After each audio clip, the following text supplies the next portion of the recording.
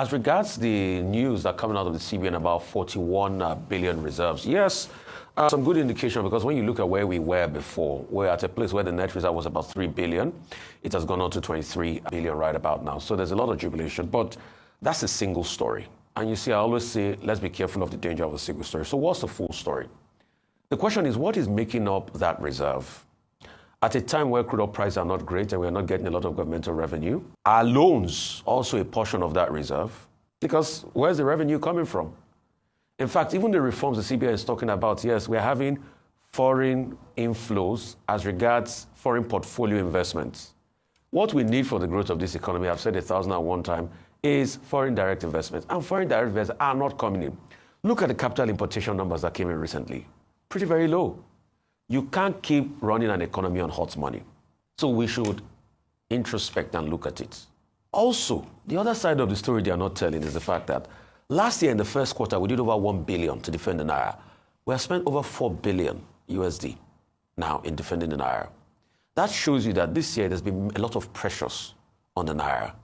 I heard some people lie the other day and said, oh, once we sorted out the Binance issue, no, it was not the Binance issue. We spent a lot of money in defending the Naira to hold it at a position. And it shows that you're not getting a lot of FDIs, you're not getting a lot of buffers.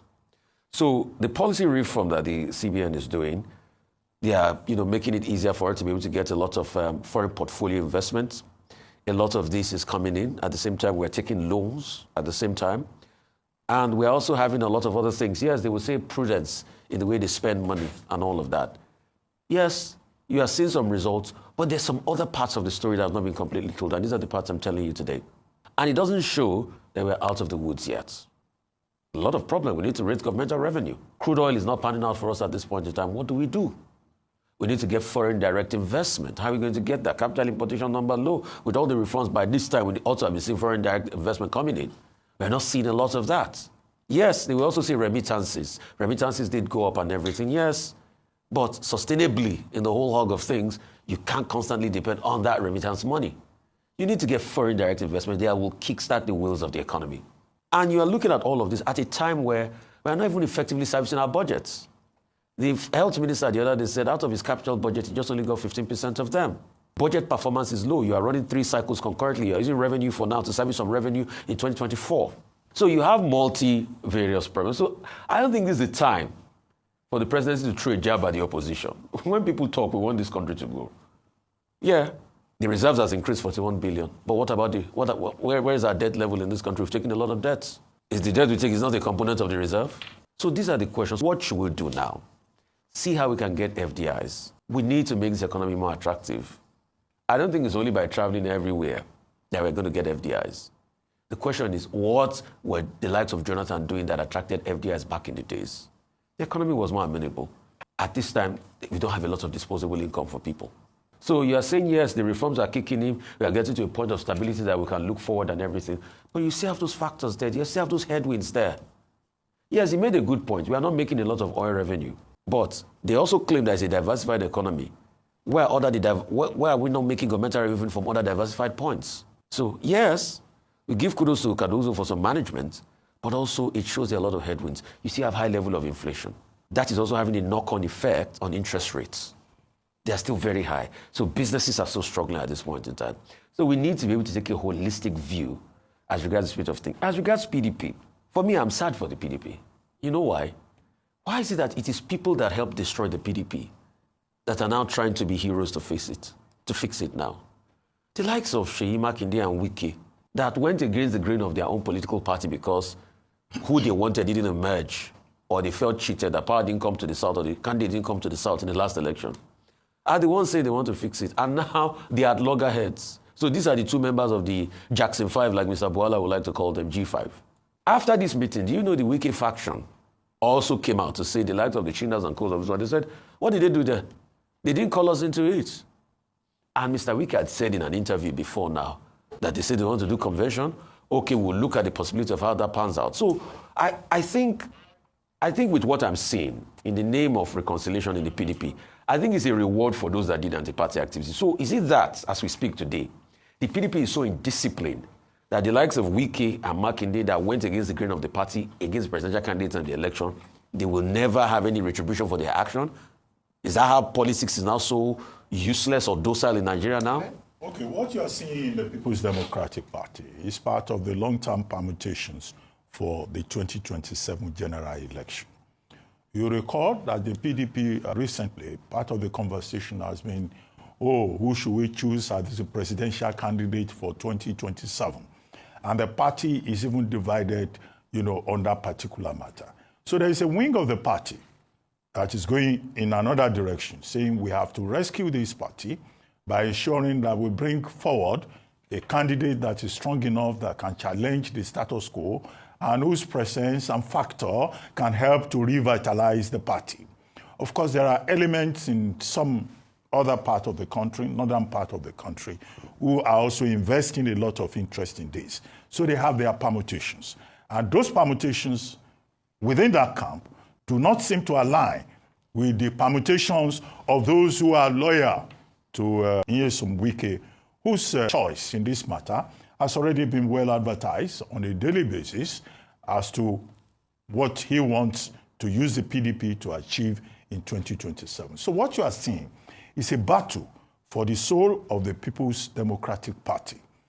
The party is going to have its National Executive Committee meeting, NEC meeting, on Monday. And the southern leaders who met yesterday, they are saying that they are going to present their proposals to NEC for NEC to consider.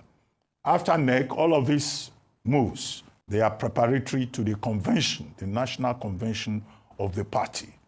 Now, there's a lot that is in there. There are hidden, persuaders and players in the entire game, the details of which will be premature to throw on the table until the key players themselves expose what the inner plans are. But it seems to me that this is all about 2027 and a battle for the soul of the party. Between those who think they want to rescue the party, if they can, and those who think the party must not function so as not to disrupt the status quo that they support. That's just the basic logic of what is going on in that party. But the residual point, of course, is that the People's Democratic Party, the biggest, the largest opposition party in the country, is in distress. And now to the issue of forex reserves, foreign reserve, eating 41.05 billion. Now, one newspaper says what this means for the Nigerian economy. Okay, what do they say it means? They say, one, it shows that the Naira will be more stable, foreign exchange problems will be addressed. It shows that all the measures adopted by the central bank are working at the macroeconomic level. It shows that foreign reserve now is a lot higher than what was inherited by the Tinubu administration. Fine, that's macroeconomics. And it's not a subject that should be politicized. Mr. Bayo Ononuga say, oh, Peter Obi and Atiku, they will not praise government for this. The real question is this. If we say macroeconomics in line with the books will seem to be working, how about microeconomics? What is the wisdom in saving foreign reserve, saving 41 billion, when the people are suffering, when the roads are unmotorable, when university lecturers are threatening to go on strike, when resident doctors, nurses, and midwives are saying that their entitlements have not been paid, when pensioners are complaining, and then you come to the Nigerian people, you say, oh, we are saving so much money, 41 billion, and this 41 billion is not in Nigerian banks, it's in foreign banks. So how is the direct benefit to Nigeria, to the Nigerian economy? Questions will be asked. Okay, what if we take 1 billion from that 41 billion and we settle university teachers and their demands? What if we take 1 billion and we fix some of the roads that are not available? What if we take another 1 billion and we fix some other? It's like a father who says he's saving for his children, and the children are suffering. They cannot pay school fees. They are hungry. And then the father says, oh, don't worry, I have savings for you. The money is in the banks. After all, we tried with a sovereign wealth fund in this country. We also did not manage it well. So why don't we deal with existential problems that Nigerians are facing? It is when we have the effect in terms of the lives of the people that we will know that, okay, we have savings. However, how about the bonds? This same government has issued a lot of bonds. We have incurred a lot of debts. If you remove those bonds and those obligations, those debts from this 41.05 billion, you will see that no, the figure is not real. We don't have that much. 2024 budget has not yet been fully funded. 2024, we're still toying with it.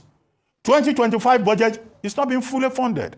Most of the MDAs, they don't have enough funds. They are not cash backed. Let us even forget about the ordinary Nigeria. So capital projects are suffering, even at the state levels. So what is the wisdom in saying we are saving 41 billion in foreign reserve just to stabilize the Naira when people are suffering? So I don't get the sense in it. Maybe economists will say macroeconomics is more important than the lives of the people. And that would look to me like a voodoo economics. All right.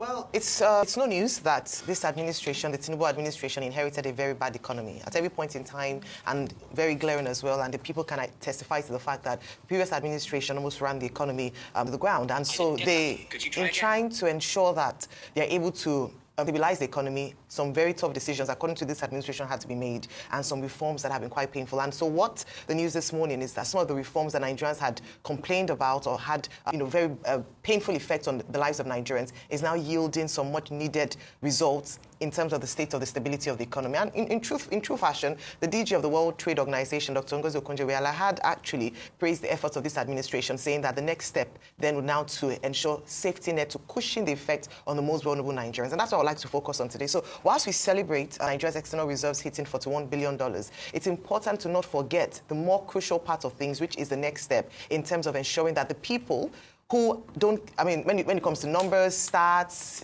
figures, that's not what people are interested in. The only time it makes sense to the Nigerian people is when they can see the effect of these numbers and stats and figures making sense for them in their pockets, in their daily living. And so some of the suggestions I'll say, in terms of evaluating some of the safety net, interventions by this administration, some have been praised. They've often talked about the NEL fund, student loans. They talked about, tax relief through the tax reform. Talked about, also in terms of importation of food items and relief in that sense. But a lot more can be done so that when we have celebrations like this in terms of how much the economy is improving or at least stabilizing under this administration through some hard-hitting reforms that just had to be done, the people can also feel the impact, and they themselves will be the ones to come out to praise the efforts of this administration. Two areas that definitely impact the livelihoods of people: transportation, food. If more safety net efforts can be pushed into these areas, perhaps it would begin to make some sense for Nigerians. So in terms of food, let me start with transportation. I recall that at some point there were subsidies for transportation, or at least for public transport for the people. Perhaps a bit more money should be pushed into that, so that one of the biggest guzzlers of monies for the average Nigerian would be addressed. Beyond that, of course, we cannot talk about transportation and effects on transportation if we don't talk about infrastructural development. How we can make it easier and transportation channels more accessible to the everyday man. So these are some of the things that this administration must look into, in addition to these wins in the economic numbers and charts and figures and percentages.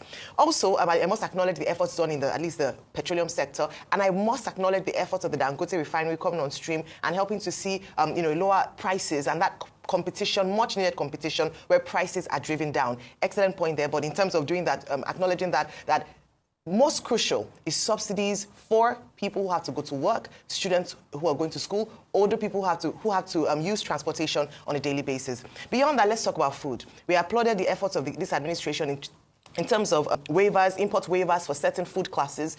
Perhaps a lot more should be done there. Let's bring back the school feeding program. More than ever before, the Ministry for Humanitarian Affairs has a lot of work to do in supporting the efforts of this administration's efforts in rebuilding the economy and stabilizing the economy. And so a more transparent process in that regard, it hits a lot of points if you do that. Number one is access to education for the most vulnerable. It's an incentive for parents to send their children to school when they know that they'll eat there. It's also an opportunity for them to meet one of the greatest needs of Nigerians at this point in terms of high food prices, school feeding program returning, then continued support to the farmers. But even most important, if you look at one of the reasons for why the price of food has got food inflation, would be security. And that's why I'm glad that we've been talking about security consistently this week, and talking about the efforts of the joint effort by security apparatus to kick back, to fight terrorism, banditry, kidnapping in the nation. We cannot talk about that enough. And I recall that, just I think it was yesterday, the CDS was on another platform talking about some of the efforts they'd made and some of the things that need to be done to be able to tackle insecurity, one of which is to identify financiers of terrorism. We know at different points across different administrations, a number of information has been had with regards to who are those behind terrorism, who is backing, or who are the people backing these terrorists. That would be a major win for this administration, not just to fish them out, irrespective of who they are, but also to ensure that they are able to be charged to court, prosecuted, and they face the punishment. If we don't have this, yes, we can have, good news that the anti-terrorist group leaders have been apprehended, but as long as there's financing for these terrorist groups, as I mentioned earlier on, aside from the other things in terms of indoctrination, poverty, as long as these things are there, we'll continue to see reports around terrorism, banditry, kidnapping. And so kudos to them, but also having identified some of the challenges, they must also be willing and courageous enough to take it on and totally do away with it. So if we're looking at safety nets, so if we're looking at how to also address some, the fiscal side of things, we must talk about security and insecurity and its impact on the cost of food and all that. Also, access to credit facilities for smallholder farmers. The Bank of Agriculture has a task in its hand with regards to ensuring that